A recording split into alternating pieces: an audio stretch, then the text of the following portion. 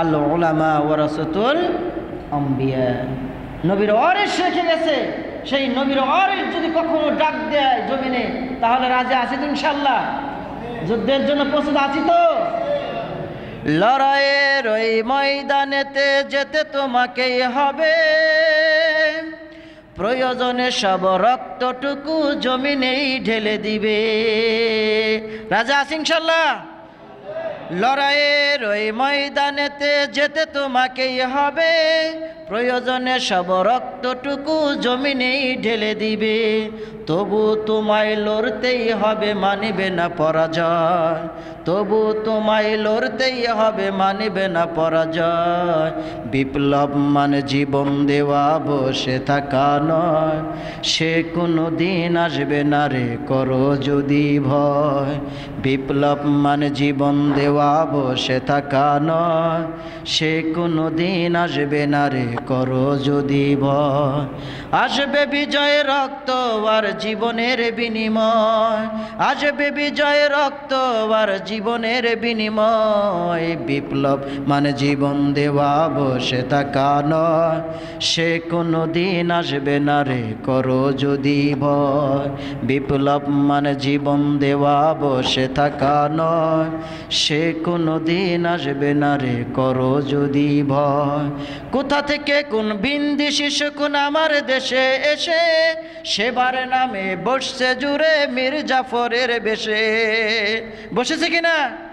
আমাদের পার্শ্ববর্তী দেশ ইন্ডিয়া, ভারত আমাদের সাথে রাজত্ব করতে চায়, চাই কিনা বলেন? তারা বিভিন্নভাবে ফাঁদ পেতে মুসলমানকে ধ্বংস করার জন্য। কোথা থেকে কোন বিন্দিশি শকুন আমার দেশে এসে, সেবার নামে বসছে জুড়ে মীর জাফরের বেশে। ওদের করতে নাস্তানাবুদ হতে হবে নির্ভয়, ওদের করতে নাস্তানাবুদ হতে হবে নির্ভয়। বিপ্লব মানে জীবন দেওয়া, বসে থাকা নয়। সে কোনো দিন আসবে না রে, করো যদি ভয়। বিপ্লব মানে জীবন দেওয়া, বসে থাকা নয়। সে কোনো দিন আসবে না রে, করো যদি ভয়। শহীদ হওয়ার সামান্য আছে তো আমাদের সকলের? শহীদ হতে চাই আমরা, শহীদি মত আমাদের চাই, শহীদি মত। এই শহীদি মত যদি হয়ে যায়, আপনার জান্নাতে হাসতে হাসতে চলে যান। ভাইয়ারা আমার, বন্ধুগণ আমার, আল্লাহ রাব্বুল আলামিন পৃথিবীতে যত মানুষ আল্লাহ রাব্বুল আলামিন পাঠিয়েছেন, মানুষ মৃত্যুবরণ করে। আল্লাহ তাআলা বলেন, বান্দারে তোমরা তাদের কি মৃত্যুবরণ বলিও না, তারা মরে না। কারা মরেন? আল্লাহ তাআলা বলেন, ওয়ালা তাকুলু লিমান ইউকতালু ফি সাবিলিল্লাহি আমওয়াত বাল আহয়াউ ওয়ালাকিন লা তাশউরুন। আল্লাহ রাব্বুল আলামিন জানিয়ে দিলেন, ওয়ালা তাকুলু লিমান ইউকতালু ফি সাবিলিল্লাহ ওয়ালা ইউকতালু ফি সাবিলিল্লাহ।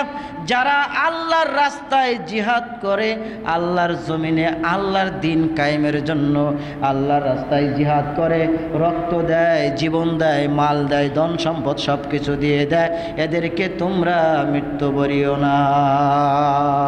এদেরকে কি বলা যাবে না? মৃত্যু বলা যাবে না, তারা মরে না। অর্থাৎ যারা শহীদ হয়ে যায়, শহীদরা কখনো মরে না। জোরে কান সুবহানাল্লাহ। বাল আহয়াউ ওয়ালাকিন লা তাশউরুন। শহীদরা কখনো মরে না, মরে না, তাদেরকে মৃত্যু তোমরা বলিও না। ভাইয়েরা আমার, আমার ভাইয়েরা আমার, এই দুনিয়াতে আল্লাহর রাসূল সাল্লাল্লাহু আলাইহি সাল্লাম দিন প্রতিষ্ঠার জন্য সাহাবাদেরকে নিয়ে কত জায়গায় জায়গায় যুদ্ধ করেছে কিনা বলেন? কত জায়গায় জায়গায় যুদ্ধ করেছেন। প্রয়োজনে সাহাবীরা নিজের জীবন পর্যন্ত বিলীন করে দিয়েছেন, ঠিক কিনা বলেন? নিজের জীবন পর্যন্ত বিলীন করে দিয়েছেন, সাহাবীরা যুদ্ধের ময়দানে শেষ করে দিয়েছেন। আমার ভাইয়েরা আমার, হযরতে হানজালা রাদিয়াল্লাহু তাআলা উনি সবে মাত্র বিবাহ করেছেন, নতুন বউ, ঘরের মধ্যে বাসর হয়েছে, গোসল করার জন্য, ফরজ গোসল করার জন্য যখন পানির কিনারা যায়, কে যেন রাস্তার পাশ দিয়ে বলে যায়, নবীজি উহুদের ময়দানে নাই, যুদ্ধের ময়দানে নবীজি নাই। এই শব্দটা যখন হানজালার কানে আসছে, আর হানজালা কোথায় ফরজ গোসল কোথায় কি, বিবিকে ডাক দেয়া বলে, বিবি রে তাড়াতাড়ি আমাকে বিদায় দাও, ও বিবি বিদায় দাও। ওই যে কে যেন বলে যায় আমার নবী নাই, যুদ্ধের ময়দানে বলে আমার নবীজি নাই, আমার নবীজি বলে যুদ্ধের ময়দানে নাই।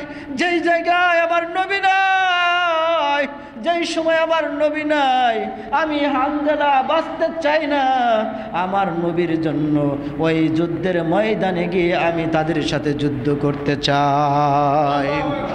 হানজালা বিদায় নিয়ে গেলেন বিবির কাছ থেকে। বিবি শুধু এতটুকু আর্জি দাঁড়ালেন, এতটুকু আর্জি বললেন, ও গো আমার প্রাণের স্বামী, তুমি ফরজ গোসলটা তুমি করে যাও, এতটুকু তুমি আবদার, তুমি যুদ্ধে যাও, আমি মানা করব না, কিন্তু ফরজ গোসলটা করে যাও। হানজালা বলে, কার জন্য আমি ফরজ গোসল করব? আমার ফরজ গোসলের দরকার নাই, আমার নবী বলে শহীদ হয়ে গেছে, আমি আর এখানে থাকবো না। হানজালা যুদ্ধের ময়দানে শহীদ হয়ে যায়, যুদ্ধের ময়দানে শহীদ হয়ে যায় রে ভাইয়ের আমার। সেই হানজালার গোসল আমার আল্লাহ রাব্বুল আলামিন জান্নাতি পানি দিয়া করায়া দেয়। শহীদরা মরে না। শুধু তাই না ভাইয়ের আমার, নবীর ইন্তেকালের পর রাজত্ব আসে খুলাফায়ে রাশিদিনের।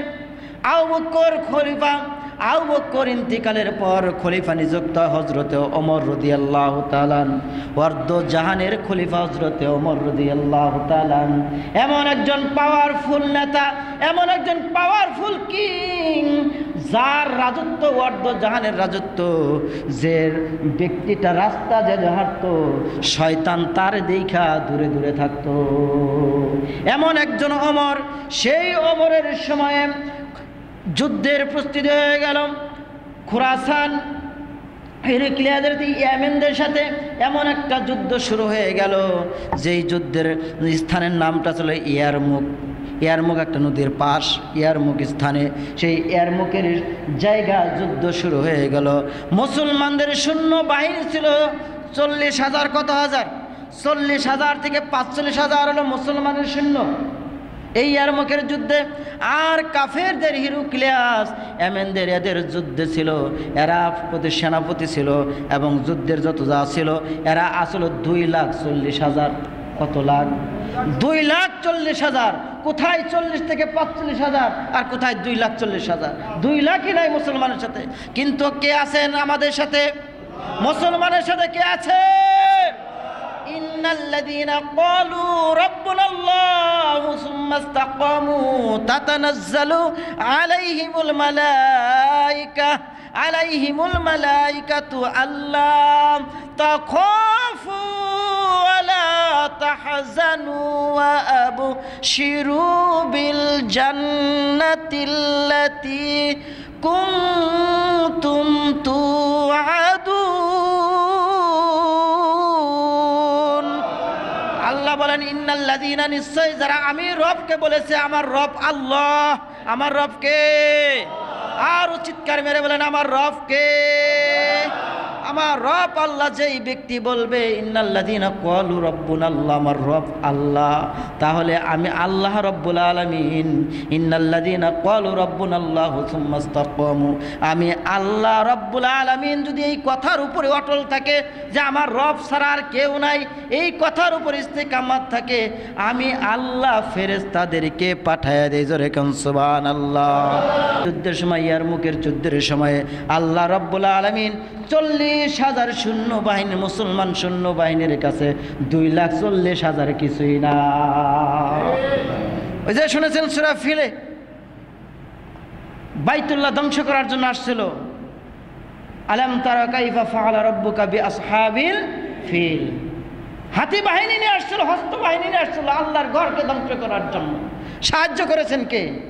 আল্লাহ সাহায্য করেছেন পাখি দিয়া। কি দিয়া? আবাবিল, ঝাঁকে ঝাঁকে আবাবিল পাখি দেয়, তাদেরকে সাহায্য করেছেন।